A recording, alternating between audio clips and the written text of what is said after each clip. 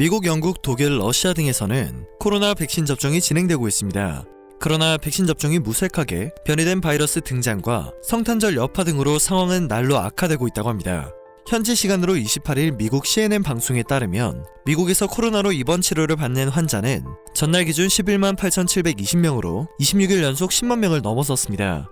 상황이 이렇게 나쁜데도 심지어 전문가들은 최악의 순간이 남았다고 경고하고 있는데요. 도대체 백신의 효과는 언제쯤 나타나는 것일까요? 이번 영상에서는 백신 접종을 시작한 나라에서 발생하고 있는 문제점들과 백신 접종에서 타이밍이 무엇보다 중요한 이유, 그리고 한국이 올바른 선택을 하고 있다는 평가를 받고 있는 이유에 대해 전해드리도록 하겠습니다.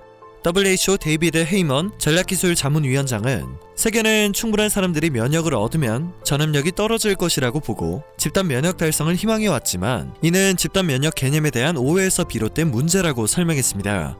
마이크 라이언 WHO 긴급대응팀장도 백신이 얼마나 효과적일지, 바이러스를 제거하기 위한 기회를 제공할 수 있을지는 더 지켜볼 일이라며 백신의 예방 효과가 아무리 높더라도 전염병을 없애거나 퇴치를 보장해주지 않는다고 동의했습니다. 지금 상황에서 백신을 무조건적인 희망으로 여길 수 없다는 말과 다름이 없겠습니다. 실제로 미국에서는 화이자 백신을 접종한 간호사가 코로나 양성 판정을 받았다는 소식이 전해졌고, 이에 대한 각국 전문가들의 분석이 쏟아지고 있는데요.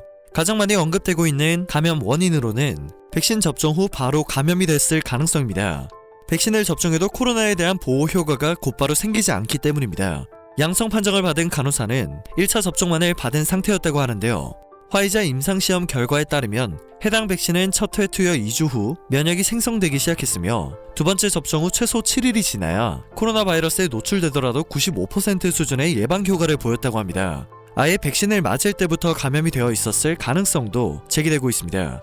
ABC 방송은 해당 소식을 보도하며 두 가지 가능성 모두 백신이 만병통치약이 아니라는 사실을 상기시켜준다고 전했습니다. 이어 백신이 공급돼도 코로나를 잠재우는 데 시간이 걸리며 사회적 거리두기, 마스크 착용과 손 씻기 등과 같은 기본적인 공중보건 수칙을 계속 지켜야 할 것이라고 설명했습니다. 백신 접종과는 별개로 국민들의 협조가 필요하다는 것을 알 수 있는 대목입니다. 통상 전체 인구의 60에서 70%가 항체를 형성하면 집단 면역이 가능해지는데요. 백신 접종 과정에서 기본적인 공중보건 수칙이 지켜지지 않으면 빠른 백신 확보와 접종 시작이 무의미해질 수 있다는 것입니다. 때문에 전문가들은 빠르게 백신을 확보하고 접종을 시작하는 것보다 백신 접종을 진행하는 타이밍이 중요하다는 의견을 내놓고 있습니다. 실제로 무작정 빠르게 백신을 확보하고 접종을 시작한 나라에서는 여러 가지 문제점이 발생하고 있습니다. 접종을 서두른 미국에서는 이미 완료된 백신 접종도 아예 수포로 돌아갈 수 있다는 의견이 나오고 있는 상황입니다. 일정 기간 내에 백신을 일정 인구 비율 이상 맞춰야 집단 면역이 가능해지는데 미국이 예상한 만큼의 속도가 나지 않고 접종 기간이 한없이 늘어나고 있기 때문입니다. 연말까지 2천만 명을 접종하겠다는 계획을 세운 미국은 계획에 한참 미치지 못하는 약 200만 명의 접종을 완료했습니다.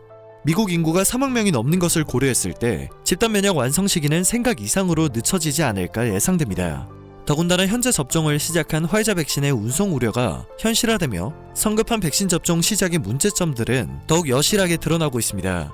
화이자 백신은 효능과 안전성을 유지하기 위해 영하 70도에서 운송돼야 하며 해동 뒤엔 영상 2도에서 8도로 맞춰 최대 5일까지만 보관할 수 있습니다. 접종 직전엔 최고 영상 30도까지 상온에 놓는 것이 가능하지만 최대 2시간이란 한계점을 가지고 있기도 합니다. 현지 시간으로 지난 27일 로이터 통신 보도에 따르면 독일 바이에른주 리히텐펠스시는 약 1000회분의 화이자 백신 운송 시 적정 온도가 유지되지 않은 것으로 확인되었음을 밝혔습니다. 리히텐펠스시 측이 백신 운반 상자 내부 온도 기록 등을 확인한 결과 한 상자의 온도가 영상 15도까지 오른 것으로 나타났다고 하는데요. 화이자 백신 운송 중 적정 온도가 지켜지지 않아 접종이 지연된 사례는 이번이 처음이 아닙니다. 보관 방법이 까다로워서 생기는 어쩔 수 없는 문제겠지만 접종할 때에도 시간과 양 조절이 꽤나 까다로운 화이자 백신의 한계점이 점점 문제점으로 나타나고 있는 것인데요. 전문가들은 무조건 빨리 백신을 구입하고 확보하는 것만이 정답이 아니라 어떻게 들여오고 접종 장소로 어떻게 배송을 하고 보관을 할 것인지를 함께 고려해야 한다고 말하고 있습니다. 때문에 일부 전문가들은 한국의 신중함이 매우 적절한 선택이었다는 평가를 내놓고 있습니다. 이처럼 백신 접종을 빠르게 시작한 나라에서 나오는 한계점들로 인해 각국은 속도보다 백신 접종 계획이 무엇보다 중요하다는 점을 파악해가고 있습니다. 결과적으로 한국은 적당한 속도로 바람직한 방향을 선택한 나라가 된 상황인데요. 정부는 안전하고 확실한 효과를 낼 수 있는 백신 접종을 위해 코로나 백신 유통 보관 가이드라인을 마련하고 콜드체인 모니터링 등 유통 공급 관리 체계를 구축해 상시 점검할 계획을 세웠습니다. 이와 더불어 교차 접종 방지가 필요한 점 등을 고려해 기존 국가 예방 접종 시스템과 별도로 코로나 예방 접종 통합 관리 시스템 구축도 진행하고 있습니다. 접종은 백신별 특성에 따라 두 가지 방식으로 준비 중인 것으로 전해지는데요. 냉동 유통이 필요한 화이자 등의 백신은 냉동고를 갖춘 별도 접종센터를 전국 100개에서 200개가량 지정해 접종을 진행하게 되고, 정부는 이를 위해 초저온 냉동고를 1분기 내 250여 대 구비할 예정입니다. 냉장 보관 유통이 가능한 백신은 기존 예방접종 경험이 있는 위탁의료 기관중 기준에 부합한 기관을 지정해 접종을 진행하게 됩니다. 정부는 국내에 백신이 공급되는 2월부터 바로 접종이 가능하도록 철저하게 준비를 하고 있음을 밝혔고, 내년 3분기 정도까지는 집단 면역을 형성할 수 있는 규모까지 접종하는 것을 목표로 하고 있다고 설명했습니다. 물량 확보는 출발선, 접종 계획이 관건이라는 분석이 나오고 있는 전 세계 상황을 지켜보며 한국은 보다 체계적인 접종을 준비하고 있습니다. 오늘 전해드릴 소식은 여기까지입니다. 영상이 정보가 되셨다면 그것만으로도 감사드립니다. 늘 새롭고 유익한 뉴스를 전하는 로버튜브 되겠습니다.